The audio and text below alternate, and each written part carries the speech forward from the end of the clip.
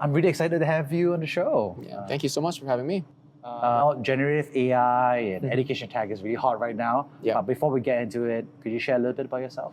Sure. So born and raised in Hong Kong, went to the US for college and graduated from Rice in Houston, Texas, and joined a brand new IPO company called Google. Worked there for 3 years. I'm an engineer by trade, like computer science, right? Really super excited about the Bay Area. I remember like all my college textbook authors were working at Google at that point. I was working on AI, not the hottest thing back then. And so I was at Google for 3 years, and I think I was invited to be a founding engineer at a company called GLMX. It's still around. It's a financial trading platform for Fed funds, time deposits, and repo. So started working day one at the company, and I think I just fell in love being an entrepreneur. Like the fact that there's nothing. Like we have to go to the Apple store to buy our laptop. We have to buy a projector because we can't all stare at our laptop screens, right? Like to have meetings. And so we built the product, we shipped it, the exchange launched, and initially there were no traffic, there were no trades. So we thought we probably built the wrong thing. And so a couple of us left. I thought I was going to go back to Google. And the VC said, hey, let's fund you to do your next thing. So they gave us, I still remember they wrote us a $2 million check on a valuation of 11 million post. And we just started like iterating on ideas, which became Wayfront, which is my second company, was ultimately funded by Sequoia, was funded by Sutter Hill. And we were an observability SaaS company before monitoring and observability became a thing. And of course now Cisco bought Splunk and Splunk bought SigmaFX and all that, right? So there's a lot of stuff going on. But back then it was a nascent market. And so second company sold it to VMware for $400 million. And I was there as a VP principal engineer for 4 years. And that finally led me to my third company, which I founded with my sister, Lirvana Labs, in 2021. I think we really truly gasped on the pedal in 2022. So we're a Menlo Park-based company. We use Gen AI to reimagine learning for early childhood education, kids from 3 to 9. It's on the App Store. You could download it. It's called Yeti Confetti Kids. It's on the App Store. It's on Play Store. And we basically say, hey, how do we rethink the education landscape, whether it's education, edutainment, whether it's even assistance, tutoring, parental involvement, like all that. What does it mean when there is generative AI? So that's my life story so far. Amazing. Now that you're doing education tech, I got to go all the way to the beginning, which was how were you like as a university student? Oh, I'm a total geek for sure. I did computer science, I did electrical engineering, which is both a very, at least it requires a lot of credits. So I remember like just very many hours every semester staying at the lab, but I just loved it. I grew up as a kid, I really wanted to code. I think I still remember when I first got Visual Basic, and I remember seeing in the file dropdown you could make an exe. And I was like, that is how you make programs, because I've always been just using program, like Word was like WinWord, right? Like, and I was like, you could make a program by doing that. And I think that was when I realized, okay, like I need to learn this Visual Basic thing. And of course that led to .NET, ASP.NET, and then, so I just fascinated with coding. And in college, I think that was really when I had the formal training of what it means to be a computer engineer, let's say, right? What does object-oriented programming really mean, right? So I think that fixed a lot of maybe my bad habits of how I code and how to think architecturally the right ways of structuring programs, of structuring large-scale software. And I think that led me to internships at Google and whatnot, and I stayed there. Yeah, amazing. No, I think that's super fun. So what's interesting is that, I remember looking at and learning HTML and doing what the slash marquee, right? So you can see like the words go from left to right. And it's part of the computer club. I guess you can still do that today. It's not today's design aesthetic to have a scrolling. It'll come back, I'm guessing, like all fashion trends. Generation Alpha. We'll be like, we got to bring back this obscure thing, and look at how cool that is. And when you said that you were learning this, how did you know that you want to stay in computer engineering profession? Because a lot of people, they did it and they found it too difficult, right? So they decided to do something else with it, etc. How did you know that you want to do it as a job rather than just learning as a domain of knowledge? Yeah, that's a great question. I think I really saw real world use of computer science in like many aspects. Like when I was at school, I was studying AI, as I said, and our AI lab maybe has 4 or 5 people back then at Rice, and we our research was actually on conflict forecasting. Yeah. And so we were looking at news articles from Reuters, from AP, and trying to discover who are the aggressors and who are the target of aggression in the international stage, so that we actually understand, is there conflict brewing? So I think to me, TF IDF or these sentiment analysis and neural networks and all that was just, that's cool, but we're applying it in a real world kind of context. And I remember at the very last semester that I was there, I said, hey, they're predicting wars is fun, but I hope there are no wars, right? So how would we ever be correct? We would just always say there isn't. So I actually applied it in stock trading. So even still today, like I dabble a bit in stock trading using latest and greatest now with like double deep Q networks and stuff. Like I'm always like fascinated with like how a lot of these techniques in AI and machine learning can be applied to actual like human problems. And I think I find it to be a common thread in a lot of my colleagues, where it's not just the study, the academic study of what's the best lock structured merge, right? But it's like, how does that really translate to solving a real human problem, right, in real life? Yeah.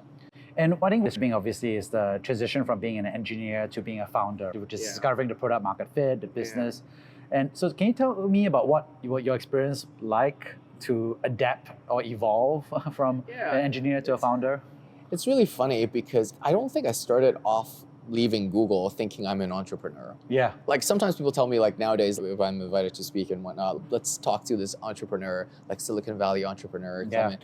And I still like wince because I just felt, hey, back then leaving Google was, oh, we could build a financial exchange. Oh, it hasn't been built yet. Oh, I get to build something from scratch. Or a financial exchange, like it must be like I should build it in this way and that way. I was just fascinated by the technology. And I think over the years I realized, I think after reading also many books, right? I think Alberto Savoya had a book called The Right It. And I think it really dawned on me that we could build it, right? We could find the right way to encapsulate systems. Is it microservices? Is it like modularity? Is it using service mesh? All kinds like, but it doesn't matter unless you build the right it. So, and I think as an engineer, you're always really frustrated when you have spent 3 months, 6 months, or a year or more of your time building something that didn't matter. And so I think that really started the wheels or the cogs in my mind thinking like, hey, if I want my startups to succeed, it's probably not how I code. It's probably about the product. It's probably about the market. It's probably about how I use the least amount of energy to figure out what is the right thing to build for this market. And so I think that really, started my entrepreneurial journey, right? Because it's less about choosing the right technology, but like more about how do I understand users, how do I iterate and ship, and how do I get to users' feedback quickly? How do I sometimes forego being perfect, right? Because sometimes you just want to test it out. Like these days I tell my team, please don't ship something in 5 or 6 months. Because we would have used that. Just look at how much money that is, right? If you could do it, like ship something that's really raw, that's really rough, like in a week or so, right? And try it out. If no people use it, like we learn, we celebrate the failure, and we move on. And I think so. I think for me that has been the dichotomy, the engineer-entrepreneur dichotomy. And these days I'm still trying to grapple both because I want to build things right, but I have to build the right it, and that's always tough sometimes. Yeah. And I think what's interesting is that you built 3 companies so far. So I'm just curious, what were some lessons you learned as a founder about yourself, things you had to unlearn, or things you had to change about your own personal attributes or skills? Yeah, I don't used to give a lot of interviews.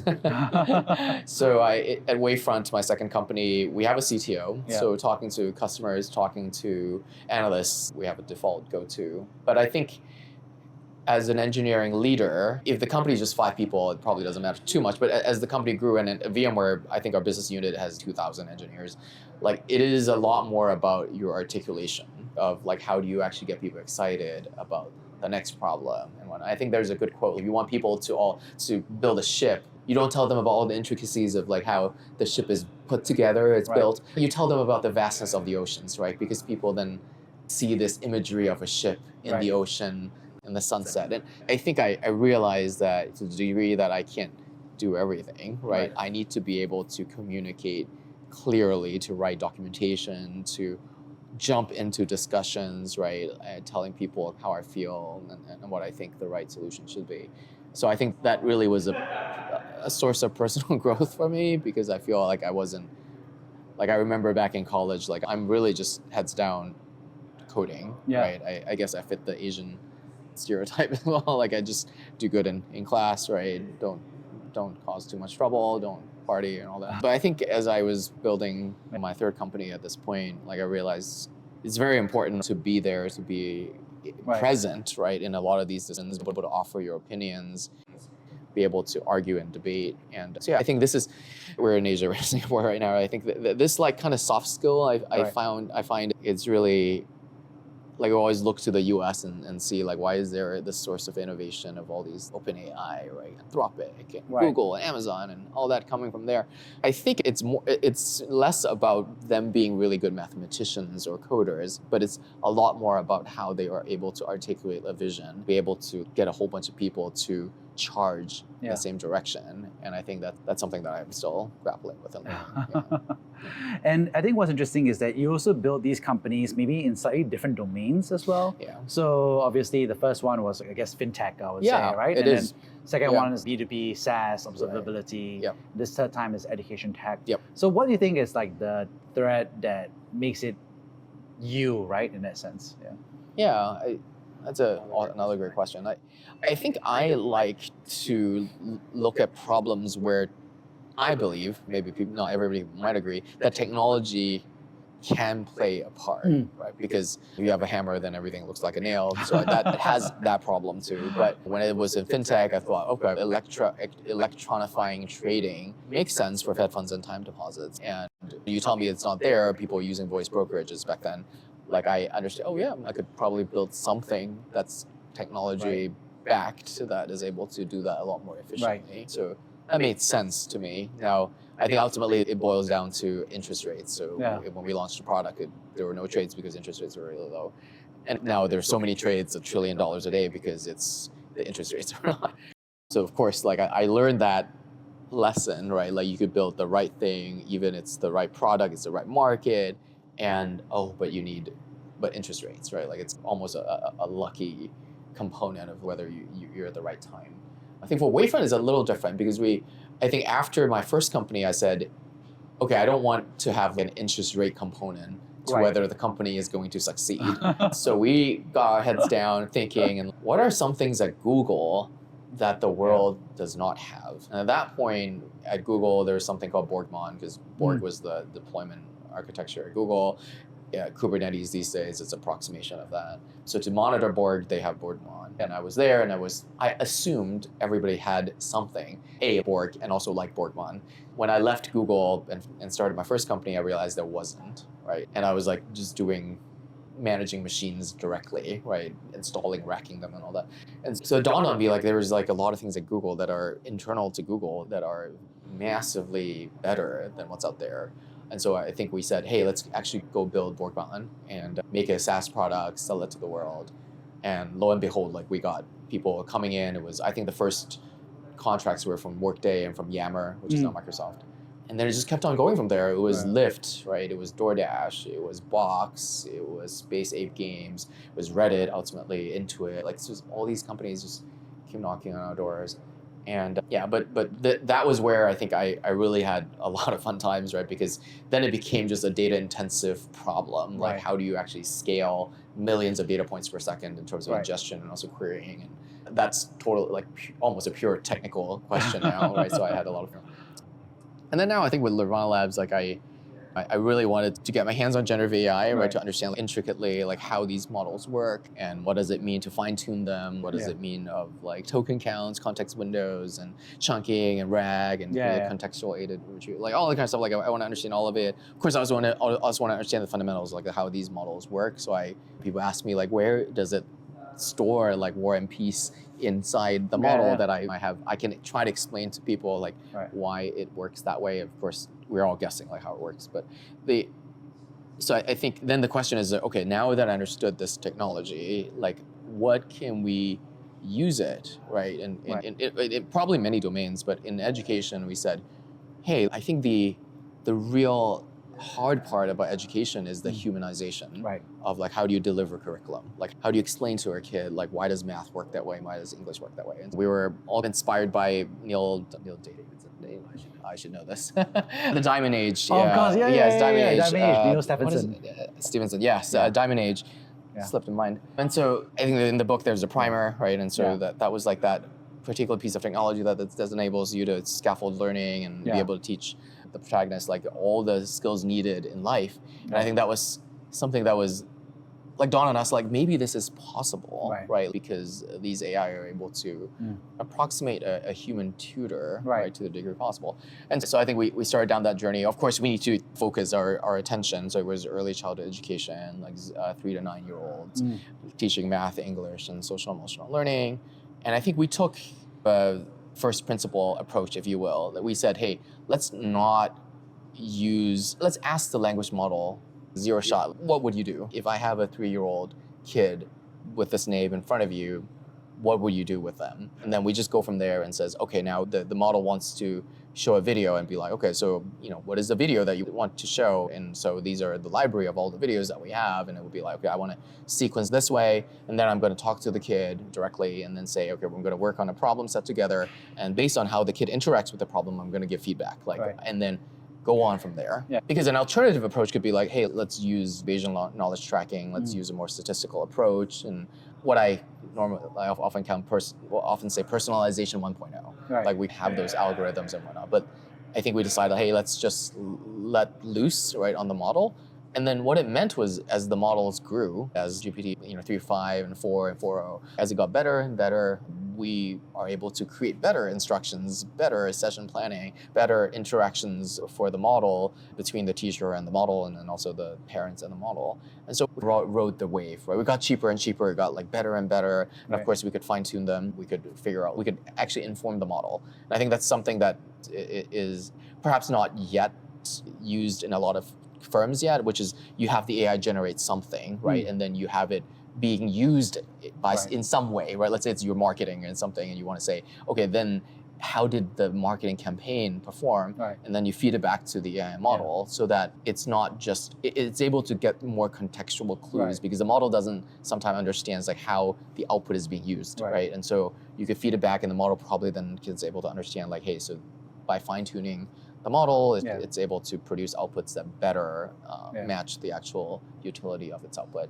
So I think we went heads down on that front, and we're still building, of course, and trying to figure out new age groups that kids can work with, new subject areas, and of course still better instruction, more engaging content. And whatnot. I think what's interesting is that there are many companies going after this EdTech and generative AI nexus. And when AI came out, I was thinking to myself, I'm a former EdTech founder. This could be an interesting nexus as well. What do you think are going to be some of the important aspects for, I hate to use the word competitive differentiation, but what do you think it feels like a bit like a rush, right? A gold rush in that sense. There's a lot of people who are doing that as an application. So I'm just curious how you think about, what do you think the future of that holds from your perspective? I think I said this in a different forum yesterday. OpenAI and kind of the large foundational model companies, right, Anthropic and Google and Meta, they're going to be relentless in building the next best model, like whether it's multimodal, it's going to have more memory, it's going to have more agentic capabilities. So if you want to compete there, like you don't want to compete them heads on, right? GPT 4.0, like the demo that Khan did, it was not any software. It is just 4.0 as a multimodal model, being able to observe the kid scribbling things and being able to talk to the kid, right? So we want to make sure, hey, if we are building, we don't build something that OpenAI could say tomorrow, like I'm going to give you like a tutor, right? Could actually talk to your kid directly, and this kid could scribble and all that. I do think where the differentiation is that there are many places where, in places in the world, meaning that there is a curriculum, right? Like we need to adhere to, right? If you use it in a classroom, like the teacher, like wants, like largely most of the kid to finish the curriculum by the end of the class and not just go into just a random exploration of math Right. concepts, and at the end of the class, what did you learn? And everybody had a different answer. So I believe, or we believe, that to the degree possible, like we're trying to corral these models, right? Because oftentimes we say like these models are like a university graduate that could speak 70 languages, right? So it could do anything you steer it to do. So how do we corral these models so that a kid who needs to perform tomorrow in an exam, so a parent could come in and say, hey, tomorrow, like this kid really needs to know multiplication of 2 digits, right? Like then you could have the AI respect that and just work with that on the kid. And in a classroom setting, your teacher is able to come in and say, I got 20 kids, this is an English class, like please focus on English, phonics, right? Help them get to this level of proficiency, and let me know if I need to step in person to help any one of them, right? Because they might be stuck, they may just be confused. So I think that's a layer, right, above all of these AI agents. So I think that's where kind of the differentiation would be. And of course, it dovetails into rostering, into assessments, into productivity tools for teachers and whatnot. But I think the core idea is these kind of, if you believe in SAM, then maybe within 1,000 days, we're going to have, artificial general intelligence, right? In the form of something that you could run on your tablet or phone, right? So how do we actually take that eventuality and say, hey, you could do this in the classroom, right? Because there's a lot of constraints in the classroom that needs to be respected. Right. And so how do we do this safely, efficiently, and productively? And I think that's where a lot of the endeavors of many companies, hopefully us as well, will probably be spending our calories on. I think one interesting part was that I also help out by teaching at university. And it was interesting because I was teaching before ChatGPT came out, and also teaching when ChatGPT came out, right? And we had a component, exactly. So we had to write an individual written assignment.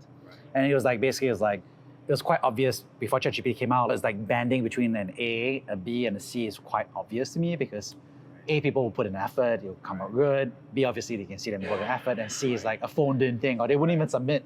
But what's interesting is that post ChatGPT, they all like feel the same-ish, right? Because the C's all look like B papers, B's in the sense of like length and thoroughness in that sense. The B's also look like B plus. And then the A's will still be there because you can see there's a little bit more like contrarian or a little bit more thought. So the A's will still, but there's a little bit of that herding of that. And also the tricky part is I can't really bell curve it properly because like I can't tell if reads like ChatGPT, but I'm not going to make a claim it is ChatGPT because that feels like you can't really, there's no proof you could really rely on. And also probably even if you're an A paper, you're probably using some ChatGPT for the research or whatever it is. So there's like AI content in all of it. So how do you think that's going to change like the practice of academics or academia from your perspective?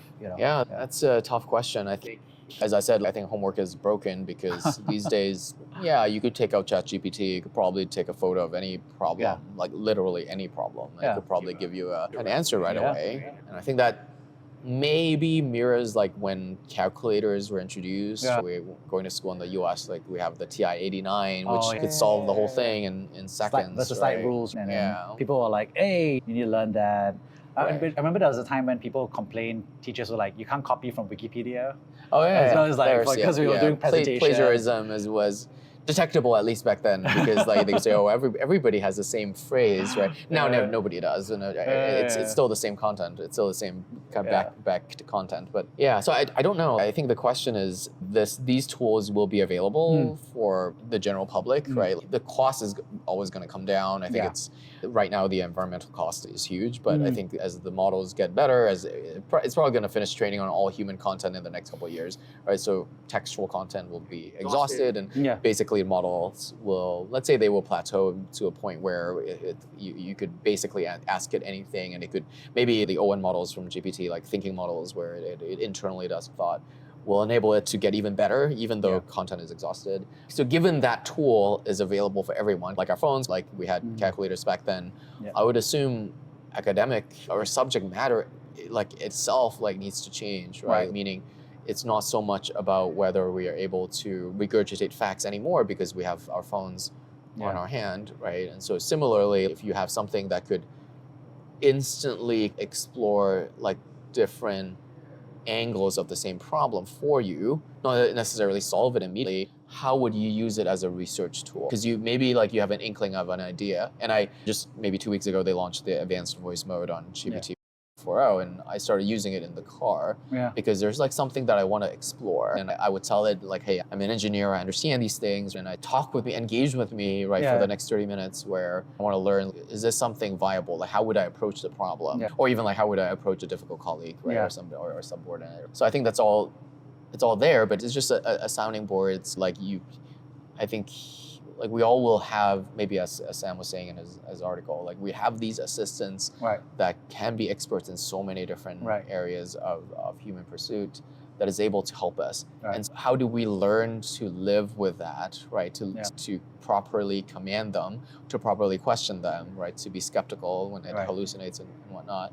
I think that's maybe what is needed like for the next generation of knowledge workers, meaning not just the ability to be able to crunch numbers and regurgitate facts anymore. I think what's interesting is that we're starting to talk about AI obviously in the context of education, in the context of learning school stuff, right? In that sense, right? Or work skills. But also I think it's starting to talk about something like interpersonal communication. And I was talking to this Gen Z person and he didn't know how to break up with somebody. And so he asked ChatGPT for a script that he was looking at it while he was and I was like, wow, you should have done it like me as a millennial, as your age. I just broke up with them by ghosting them. Because I didn't know what to say, so it was the worst version. And I was just like, if I don't know what to say, I just don't say anything, which is the worst version for a breakup. It's interesting to see that the social norms are starting to change because people are starting to use these scripts, right? So I'm just curious how you think that's going to change culture. Yeah, I think you're touching on something that's very multifaceted because we have social media. Like there's this concern about kids on phones and the damages of social media on adolescent minds. And of course, the pandemic happened and everybody was at home. And now we have the anxious generation, the book. Right. I think interpersonal communication is the lost art at this point, right? Because we all are on our iPods. We're on Reddit, like where we could have our unfiltered thoughts with strangers, and so we oftentimes are not very polite. And then you go to real life, and now you need to talk to people, right? You need to be able to talk to people, right? Because we live as communal animals. Like we don't just all stare at our keyboards. I hope we don't, right? I hope that's not the future. So I think. Well, to the degree like ChatGPT helps you to do that, I think that's great. I do think that these AI systems ultimately would behave more like maybe Her, right, the movie, right, where we do in fact talk to them, right, where they do in fact give us feedback on like how to be a better communicator, how to be a better essentially approximating another human being. That's always accessible, but will exhibit like other kind of human traits where it could get annoyed, right? It could be like if you say things at it rudely, that it would tell you like, hey, that's not a good idea to say things that way, right? I know it sounds somewhat parental, but I think that's what humans do. So it's not like we're trying to control people or anything. I hope, meaning as these models become more multimodal, like we interact with it not just like a chat where we're more used to like just maybe just being very like short, like very curt with our responses, like that we actually articulate our thoughts, that we actually engage people at least on a verbal level. And so maybe that will help, right? So that people don't just go back into a state where they're isolated and whatnot.